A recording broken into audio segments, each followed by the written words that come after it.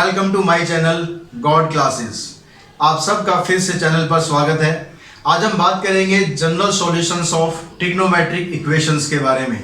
Class 11th और class 12th दोनों के लिए ही बहुत इंपॉर्टेंट टॉपिक है। तो चलिए हम स्टार्ट करते हैं। सबसे पहले ट्रिग्नोमेट्रिक इक्वेशंस के बारे में बात करते हैं।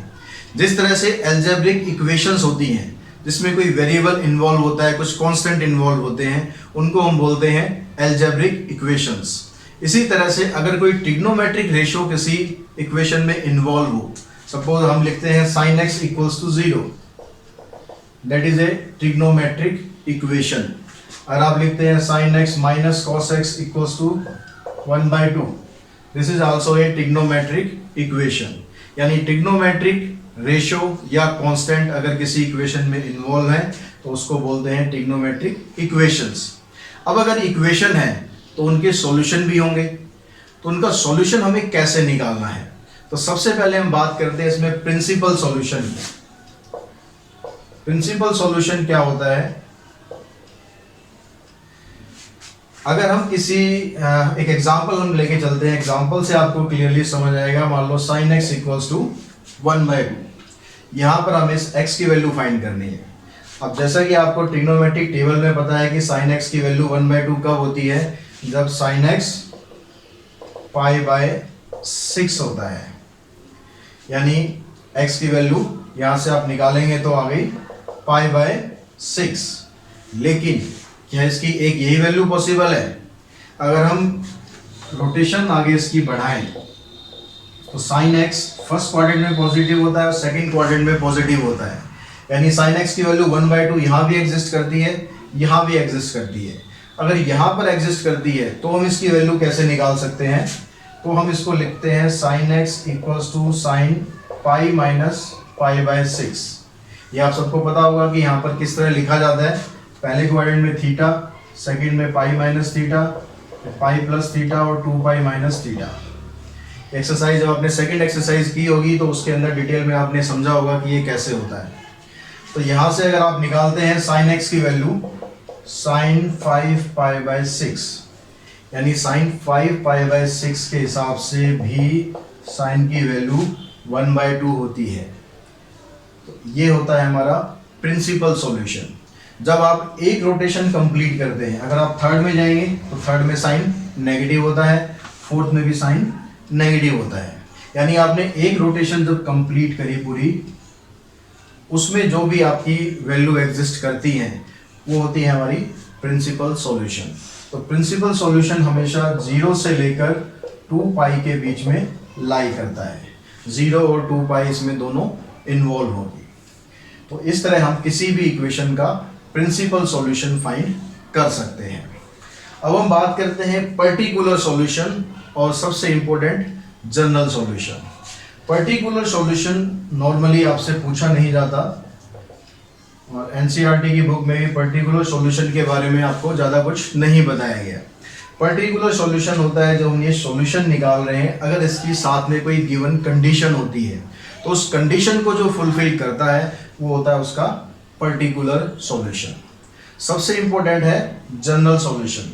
इसकी तरफ हम मूव करते हैं।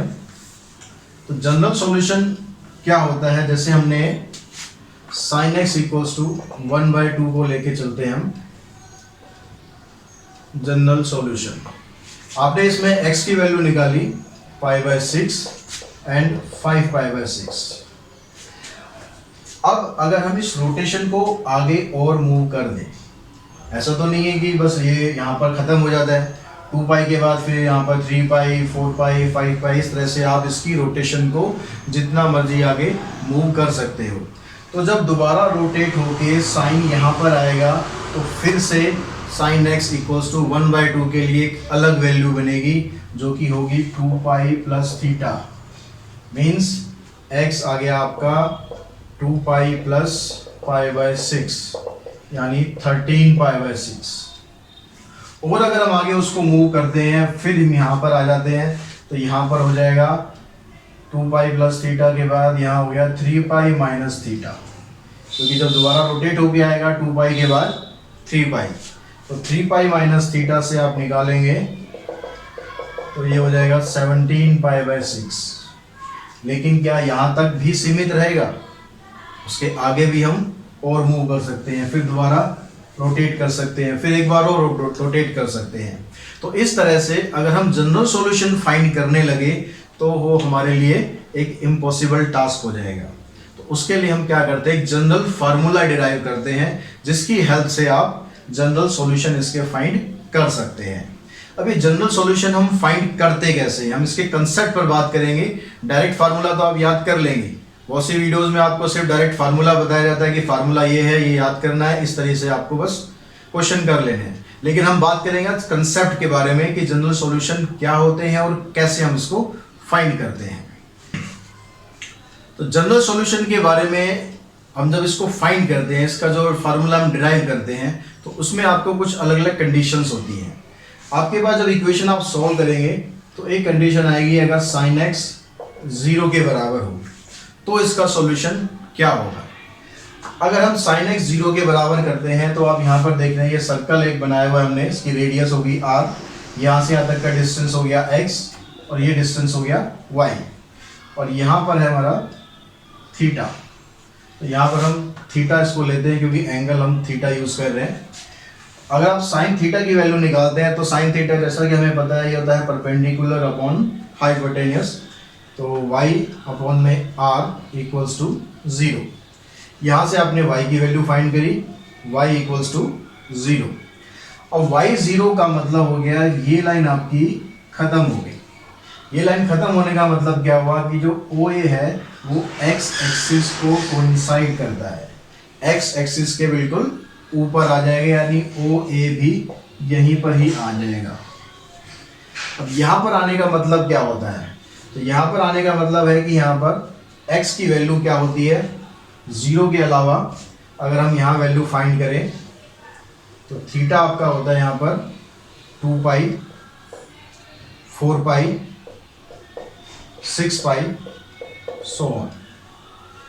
अगर आप इसी को बिल्कुल इसके अपोजिट ले आते हैं, क्योंकि अपोजिट वैल्यू भी यहाँ पर 0 होती है, अगर इसको कोइंसाइड कर रहा है तो इसको भी कोइंसाइड करेगा, अब इसको कोइंसाइड करेगा तो यहाँ पर एक्स थीटा की वैल्यू क्या होगी हमारे पास पाई, 3 पाई, 5 पाई।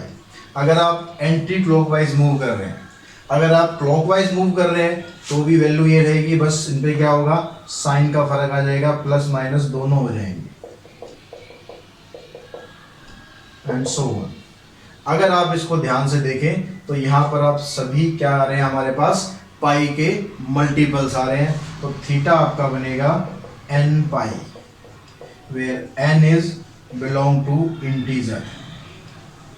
अगर साइन थीटा 0 के बराबर होता है तो थीटा का जनरल सॉल्यूशन होगा n पाई।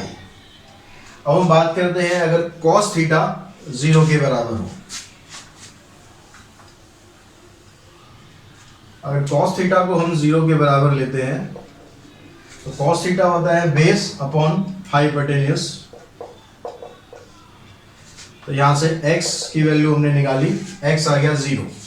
x 0 आने का मतलब है ये जो लाइन हमारी आ रही है AB, ये y एक्सिस को कोइंसाइड करेगी। कोइंसाइड करेगी तो पॉजिटिव साइड भी और नेगेटिव साइड भी। अब पॉजिटिव साइड अगर आप वैल्यू लेते हैं तो इधर होती है π/2, इधर होता है 3π/2। तो थीटा की वैल्यू आ गई हमारी π/2, 3π/2। अगर आप वापस रोटेट करते हैं तो इधर 5π/2, इधर 7π/2 एंड सो ऑन। यहाँ भी प्लस माइनस दोनों पॉसिबिलिटी हो सकती है, रोटेशन आप क्लॉकवाइज भी ले सकते हैं और एंटी क्लॉकवाइज भी ले सकते हैं। तो इसके हिसाब से आपका जनरल सॉल्यूशन बना। अब यहाँ पर आप देखेंगे तो ये π/2 को अगर आप छोड़ दें तो उसके साथ टर्म्स आ रही है 1, 3, 5, 7, यानी ऑड मल्टीपल्स आ रहे हैं। Odd multiples means 2n+1 into π/2 where n belongs to integer. cos theta अगर 0 के बराबर होता है तो जनरल सॉल्यूशन है 2n+1 into π/2 where n belongs to integers. तीसरा जो सॉल्यूशन है वो होता है tan थीटा इक्वल्स टू 0। अगर tan थीटा 0 होता है तो tan थीटा हो गया y/x। तो यहां से अगर आप y की वैल्यू निकालते हैं तो y 0 आ गया, जैसा कि साइन के केस में हुआ था। साइन में भी y 0 आया था, तो वहाँ पर सॉल्यूशन क्या थे हमारे पास, सेम वही सॉल्यूशन यहाँ पर आ जाएंगे आपके पास n pi, where n belongs to integer. ये हो गया हमारा अगर tan थीटा 0 होता है, यानी sin थीटा अगर 0 हो या tan थीटा 0 हो तो दोनों का सॉल्यूशन सेम रहेगा n पाई। cos थीटा 0 हुआ तो आ गया 2n plus 1 into pi by 2। अब अगर बात करते हैं यहाँ पर अगर 0 ना हो, sin x इक्वल्स टू, चौथा सॉल्यूशन है sin x equals to sin y, यानी इधर भी साइन है इधर भी साइन है, तो उसमें हम क्या करेंगे, इसको इधर लाते हैं, sin x minus sin y equals to 0। Sine की आइडेंटिटी यूज करते हैं, sin a minus sin b, यानी 2 cos x plus Y by 2 sin x minus Y by 2। यहाँ पर ये 2 इधर 0 के साथ जाके खत्म होगा, तो दो फैक्टर आपके पास आ गए, cos x plus y equals to 0 and sin x minus Y by 2 equals to 0। cos जब 0 के बराबर होता है तो हमारा सॉल्यूशन क्या था, यहाँ पर ये पूरा इसका x है, यानी x plus Y by 2 equals to 2n plus 1 into pi by 2। जब साइन थीटा 0 के बराबर था तो सॉल्यूशन था हमारा n पाई। यहाँ से 2 से 2 कैंसिल किया हमने, x की वैल्यू हमें फाइंड करनी है, तो y इधर चला जाएगा, x हो गया 2n plus 1 pi minus y। यहाँ पर 2 इधर जाएगा, 2n पाई प्लस y। तो आप यहाँ पर देख रहे हैं, यहाँ माइनस y आ रहा है, यहाँ प्लस y आ रहा है। प्लस y कहाँ पर आ रहा है, जब पाई का इवन मल्टीपल है, माइनस y आ रहा है जब पाई का ऑड मल्टीपल है। तो दोनों को जब आप कंबाइन करेंगे तो हमारा फार्मूला बन गया n पाई प्लस माइनस 1 की power n into y, n belongs to integer. तो इस तरह आप sin x equals to sin y का फार्मूला डिराइव कर सकते हैं। नेक्स्ट हम बात करते हैं cos x equals to cos y। तो सेम प्रोसीजर फॉलो करेंगे, cos x minus cos y equals to 0।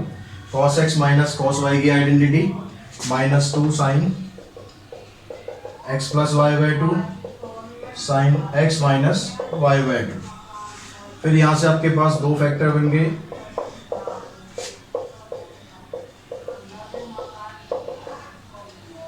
यहाँ पर थीटा ये है, यहाँ पर थीटा ये है, दोनों में ही साइन थीटा है, तो दोनों का ही फार्मूला आपका बन गया x plus Y by 2 equals to N pi, यहाँ x minus Y by 2 equals to N pi. तो उधर मल्टीप्लाई करेंगे तो x की वैल्यू आ जाएगी 2n पाई माइनस वाई, इधर अगर x की वैल्यू करते हैं तो 2n पाई प्लस वाई। तो दोनों में आप देख रहे हैं सिर्फ माइनस और प्लस वाई का डिफरेंस है, यानी इनका कंबाइंड सॉल्यूशन हो गया 2n pi plus minus y, n belongs to integer. इस तरह आप cos x equals to cos y इसका फार्मूला ड्राइव कर सकते हैं। आई होप आपको क्लियरली समझ आ रहा होगा कि जनरल सॉल्यूशन हम किस तरह से फाइंड कर सकते हैं। एक बार आप खुद फाइंड कर लेंगे तो कभी भी भूलेंगे नहीं, अदरवाइज आप फार्मूला याद करेंगे कुछ दिनों में ही फार्मूला आपका हो जाएगा साफ, अगर आपने डायरेक्टली रट्टा मारा है। नेक्स्ट है tan x equals to tan y।